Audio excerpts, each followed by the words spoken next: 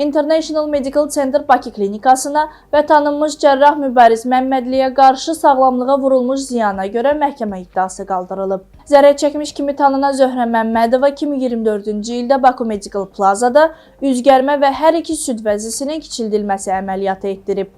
Əməliyyat plastik, estetik və rekonstruktiv cərrah Mübariz Məmmədli tərəfindən icra olunub. İddiaçı bildirir ki, əməliyyatdan əvvəl həkim nəticənin tam qənaət bəxş olacağına təminat verib və əməliyyat üçün 13.000 manat nağd pul ödənilib.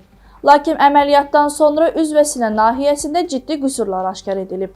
Aparılan ekspertiza əməliyyatın taktiki baxımdan düzgün icra olunmadığını, sağ üst sinirinin zədələndiyini və süd vəzlərində asimetriya yarandığını müəyyən edib.